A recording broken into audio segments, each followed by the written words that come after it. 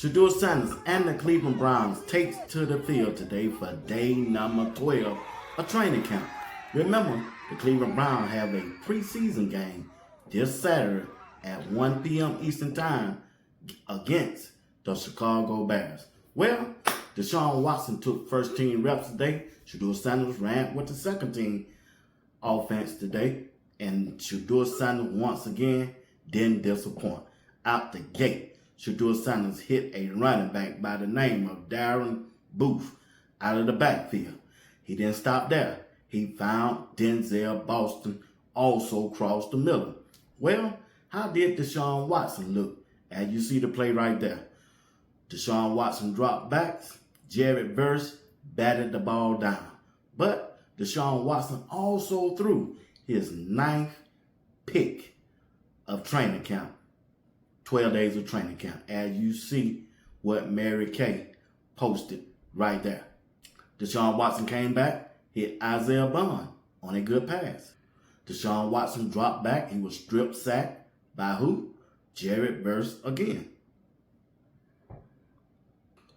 Shedeur Sanders, a quick pass to Luke across the middle. Shedeur Sanders had another good pass to who? Denzel Boston. Was a good throw. He just didn't bring it in.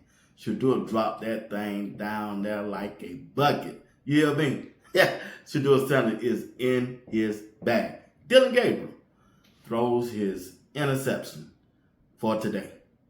As always, Shedeur Sanders showing you his running skills on a quarterback keeper.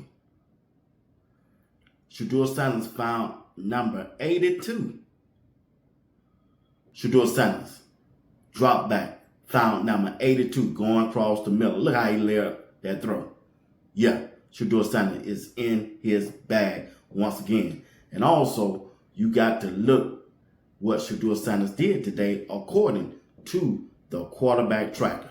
Put it up there on the screen so the people can see it. Shedeur Sanders was 17 of 25, 0 TD, 0 interception. Shedeur Sanders was also wearing a band on his hands. It's been reported that he had a blister on his throwing hand. But once again, he was 17 of 25, 0 TD, 0 interception. Deshaun Watson was 20 of 29, 1 TD, 1 interception. Dylan Gabriel, 5 of 11, 1 TD, 1 interception. Tyler Green didn't get an opportunity to showcase his skill set during practice today on day 12. Those are the stats for today. And now, I want you to hear from the media. I got 3 different clips. I want you to hear what each one of them saying about the Cleveland Browns quarterback competition. Let's go. And I said this on the Overreaction Monday, that Monken cannot look everybody in that locker room in the eye and say, we're starting somebody else. If the team sees this kid is the guy, if this kid is the leader, if this kid has outplayed and outcompeted Deshaun Watson, then he's going to have to give it to Shedeur. And he's a skilled, diminished player at this point in time. It's a waste of time. It's a waste of time for everybody to have him start any meaningful time. This has been a pretty competitive quarterback battle that we've seen so far. I don't really give a damn about any of this. I've come to the part with this quarterback competition that it's Shedeur Sanders, it's Shedeur Sanders, it's Shedeur Sanders. I almost am like, the more I go through it, I almost go, why even waste your time with Deshaun Watson, really? I mean, do you think he's the future of your franchise? I doubt it. Come on. The fans and everybody are just not going to accept Deshaun Watson being the starter.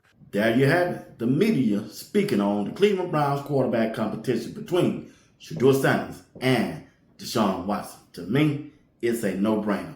Shedeur Sanders should be QB1. Shedeur Sanders is picking up where he left off last year.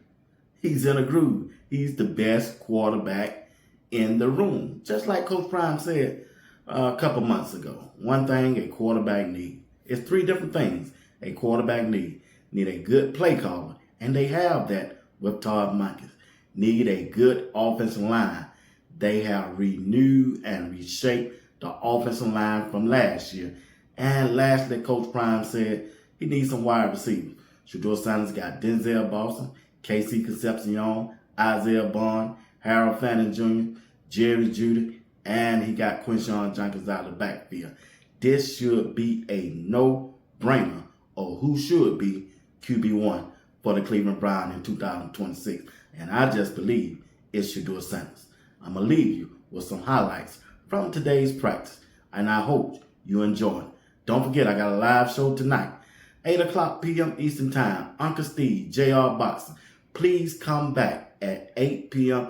Eastern Time to the live show. And once you get over there, put your state in the comment section so that we can know where you're tuning in from.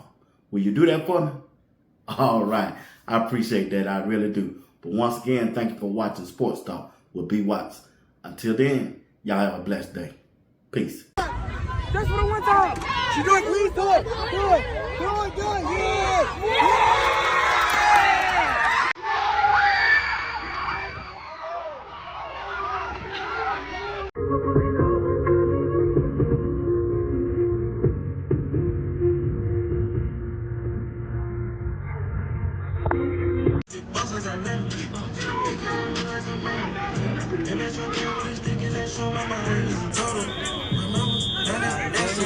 But the Draco got a drum.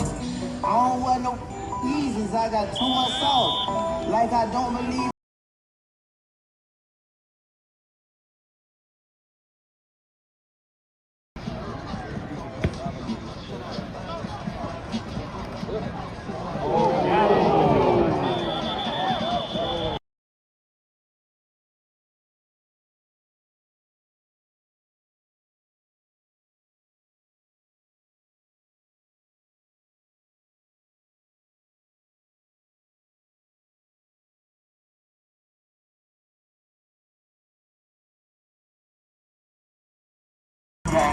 Yeah, y'all need to get my swag, man. Go against me, big head. Yeah, ain't something that's on bad. Yeah, I exactly you. Out here for day 2 for me at Browns training camp. Super honored today to be talking to the awesome Shedeur Sanders. What's going on? Welcome out here today. You're awesome, man.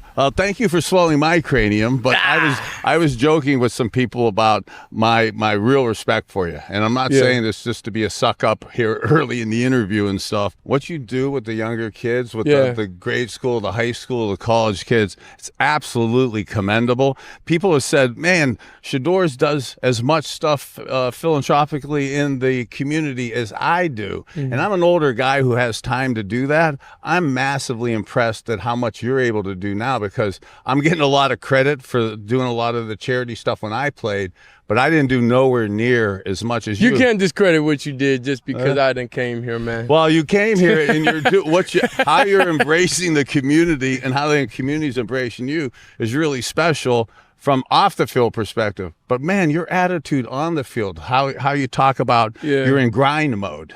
You know, and it's training camp mode and grind mode and focus mode. And see, it was so hard. We just got done doing the interviews over there, and like what matters to me at this point in life is ball and getting better every day.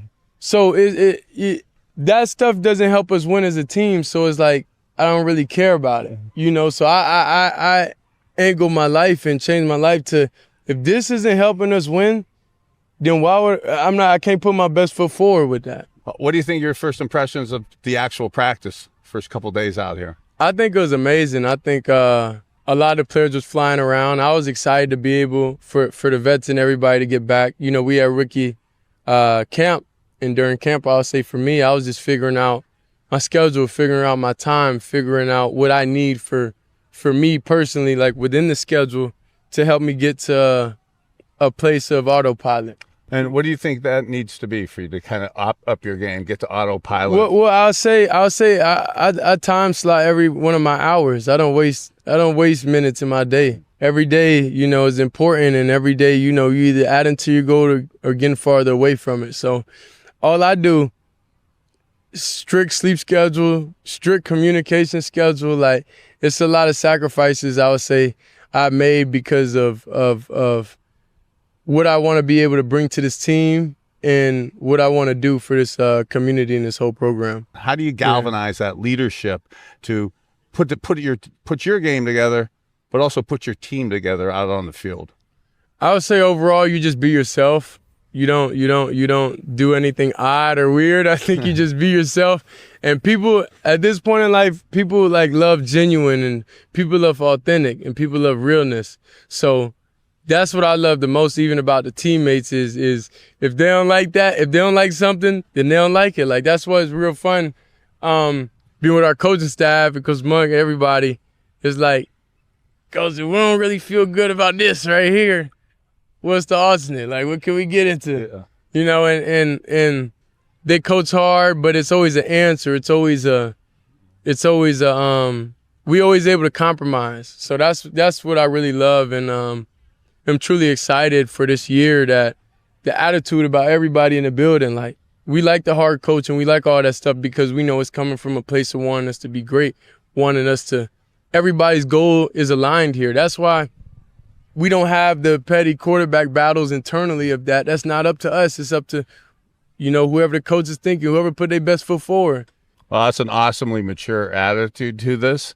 And I do love the camaraderie within the quarterback room because I've had it both ways where sometimes the competition of it brings out the best in you. And then sometimes the competition / anxiety of that actually is disruptive to the room, to our own performance, and ultimately to the team. So so that's where I say we've grown the most this year.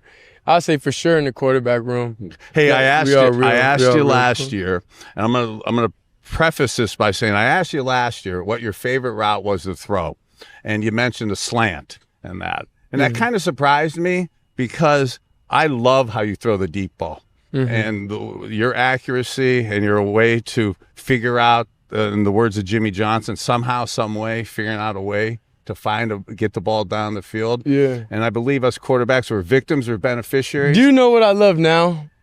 I love being in rhythm and having timing. So what I mean by rhythm and timing is if it's a 5-step drop, if it's a quick 5, if it's a regular 5, if it's going to be a longer development play, if it's going to be play action 7, I like everything in rhythm and that type of stuff because it feels it's just a different feeling and you can understand that feeling. You know how it feels whenever your eyes are in the right place, your feet are in the right place. Like it just feels so easy.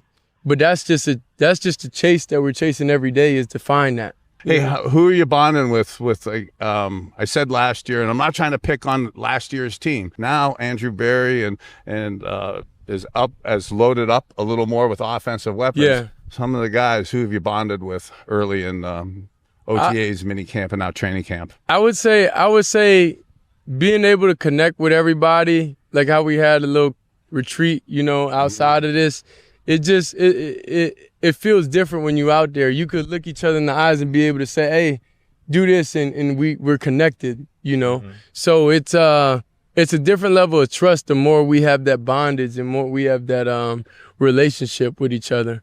So I feel good with every guy because I understand what they great at, what they got to work on a little bit, even what I need to work on, what I'm great at. So we all figure each other out, so then we use each other in the best situation. For the fans out here listening to this today, you should massively be excited because this got a mature young man here for a second-year quarterback, but with the compliments and the things we're talking to, the way you keep going to rhythm, timing, working with the guys, we got a lot of good things in store to watch you. No, for sure. I'm excited for it. God bless you, man. Appreciate it. Enjoy today. Looking forward to it. Yes, sir. You matter. Definitely, you too. You matter, man. And you mentioned that Deshaun's is better. Hold on. What was that? So that's what I'm asking. Were you saying, I said Deshaun's better? Were you saying that he's gotten better since camp or that he's better than Shedeur? I want to make sure. I don't think I threw in there that he's better than Shedeur. I'm not sure I went that far, but I appreciate you trying to trap me in that shit.